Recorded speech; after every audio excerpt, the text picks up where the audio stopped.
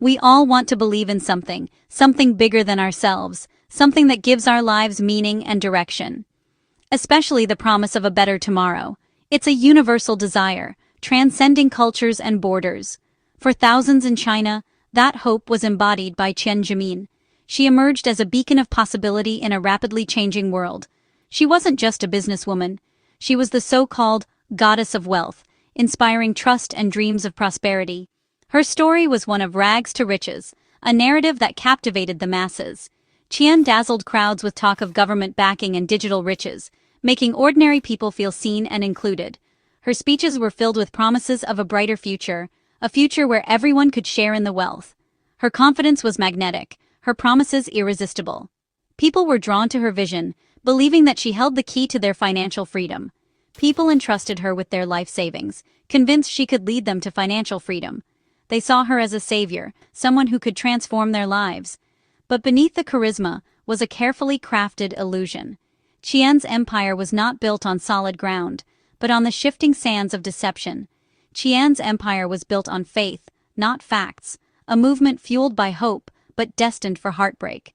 The cracks in her facade began to show, and the reality was far from the dream she sold. When something seems too good to be true, it usually is.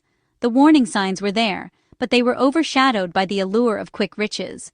The goddess of wealth was no savior, but a master of deception. Her downfall was as dramatic as her rise, leaving a trail of broken dreams in her wake. The trust she inspired would become the very tool of her greatest crime. In the end, the goddess of wealth was revealed to be nothing more than a mirage, a cautionary tale of misplaced faith and shattered hopes. How did Qian Zhimin manage to deceive over 128,000 unsuspecting people, leaving a trail of financial devastation in her wake? The answer lies in a scheme so cunning, it blended old tricks with new technology, preying on hope and trust. She orchestrated a modern twist on the classic Ponzi scheme, but with a digital edge that made it harder to detect and even more enticing to victims. From 2014 to 2017, Qian promised lucrative returns through investments in Bitcoin mining, claiming her operation was backed by government support. This gave her scam an air of legitimacy, making it seem almost bulletproof to those desperate for financial security. She hosted elaborate events and high-energy seminars, where crowds gathered, excitement buzzed, and a sense of community and urgency was carefully manufactured. People felt like they were part of something big, something exclusive. Early investors received payouts funded by the influx of new money, fueling a frenzy of word-of-mouth recruitment. The promise of quick riches spread like wildfire. Friends, neighbors, and even family members became unwitting recruiters, convinced they were sharing a golden opportunity, when in reality, they were spreading a dangerous lie even further. This wasn't just a handful of people losing their savings, it was a catastrophe that swept through entire communities, leaving heartbreak and financial ruin in its path. People invested everything they had, retirement funds, children's college savings, even the money set aside for daily necessities. Their dreams and futures were on the line. While they dreamed of wealth and security, Qian was quietly siphoning their money into cryptocurrency, expertly hiding it in the digital shadows where it was nearly impossible to trace. The very technology that lured her victims, the promise of blockchain and Bitcoin, became her tool for vanishing their money without a trace, leaving investigators with little to follow. The trap was set, the money flowed in, and the collapse was inevitable. The illusion of wealth shattered overnight. In the aftermath, tens of thousands faced financial ruin, their lives forever changed by a $6 billion deception that exposed the dark side of digital finance. By 2017, the scheme collapsed, panic spread, and Qian vanished. Using a forged St. Kitts and Nevis passport as Yadi Zhang, she escaped China, leaving devastation behind. Her new destination, London. In the UK, she reinvented herself as a wealthy foreign national, blending into the city's elite. London's luxury real estate and financial markets became her playground, and her hiding place. While her victims suffered, Qian browsed for mansions, laundering her fortune in plain sight. She used false documents and a new identity to sever ties with her past. In a city where wealth often goes unquestioned, she believed she was untouchable. But she underestimated the digital trail her fortune would leave. Law enforcement was watching, and the net was slowly closing. Her escape was only temporary. In London, Qian began laundering billions by converting stolen cash into Bitcoin. Cryptocurrency promised anonymity, letting her move vast sums beyond traditional scrutiny. She amassed over 61,000 Bitcoins, then set her sights on a 23 million mansion. To pull it off, she needed help. Enter Jian Wen, a former takeaway worker turned accomplice. Wen became the public face, trying to buy luxury properties and explain their sudden wealth as Bitcoin mining. But laundering billions isn't easy. Suspicious lawyers and agents questioned Wen's story. Every attempt to legitimize the fortune left a digital breadcrumb. The blockchain, meant to hide her tracks, was recording everything. The fortress of lies was becoming a trap. The web of digital gold was closing in. Qian's lavish lifestyle and bold property purchases drew attention. British police launched a deep investigation, focusing on Jian Wen's sudden wealth. Surveillance revealed a life far beyond Wen's declared income. The breakthrough came with access to digital devices, unveiling wallets holding over 61,000 bitcoins. As Bitcoin's value soared, the seized fortune became historic, over $6 billion by 2025.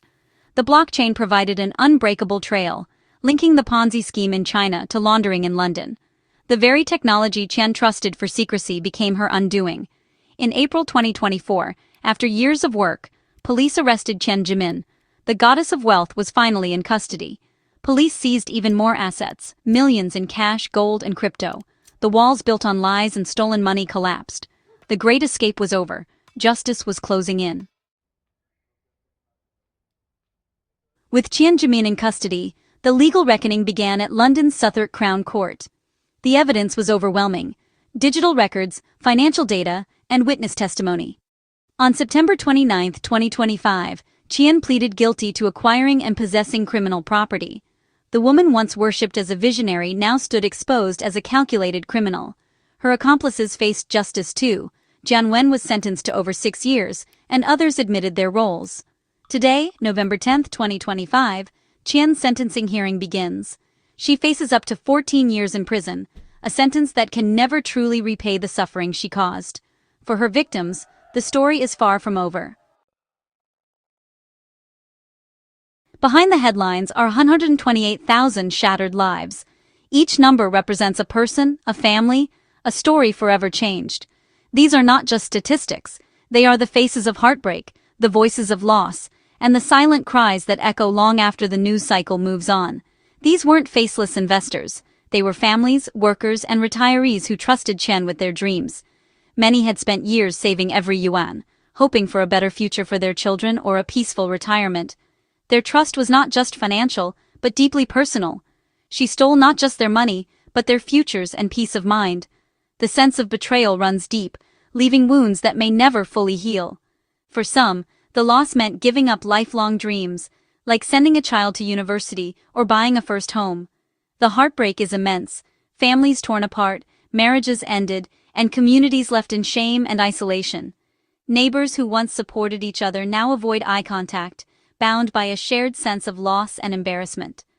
One couple lost their retirement savings, and their daughter, who cut off all contact in the aftermath. The emotional toll is immeasurable, as relationships fracture under the weight of financial ruin and blame. The psychological scars run deep: depression, anxiety, and a loss of trust that may never heal. Many victims now struggle with sleepless nights, haunted by what was taken from them and what can never be replaced. For many, the dream of security has become a daily struggle for survival. Once stable households now face hunger, uncertainty, and the constant fear of what tomorrow might bring. Each victim's story is a reminder of the true cost of Qian's crime. Support groups have formed, where survivors share their pain and try to rebuild, but the road to recovery is long and uncertain. The real loss isn't measured in dollars, but in broken hearts and stolen dreams. The damage ripples outward, affecting not just individuals, but entire generations. As the legal saga unfolds, it's these voices we must remember. Justice is not just about punishment, but about acknowledging the pain and devastation left behind. The human legacy of the goddess of wealth is devastation, a legacy written not in headlines, but in the lives forever changed by her deception. With Qian facing sentencing, victims ask, will we ever get our money back? The seizure of 61,000 bitcoins by British police offers hope. Now, UK authorities are responsible for the assets, opening the door to restitution. A civil case in London's High Court is underway, aiming to compensate victims. Over 1,300 victims have joined the case, seeking a share of the recovered billions. The process is complex, verifying claims, navigating international law, and deciding how to divide the fortune. The value of the seized Bitcoin has soared, raising new questions about distribution. Despite the challenges, the commitment to compensation is a victory for victims. For many, it's not just about money, it's about validation, justice, and a chance to rebuild. The fall of the goddess of wealth is a lesson for our digital age. Qian's greatest weapon wasn't technology, it was her ability to inspire trust. Her story warns us to question promises that seem too good to be true. Cryptocurrency enabled her crime, but the blockchain's transparency brought her down. International cooperation was key to unraveling her web of deceit. As crime goes global, so must justice. The case sets a precedent for tackling cross-border crypto fraud. Qian's empire was built on lies, but dismantled by truth and perseverance. From the ashes, we learn to be vigilant, to seek justice, and to honor the resilience of those who were wronged.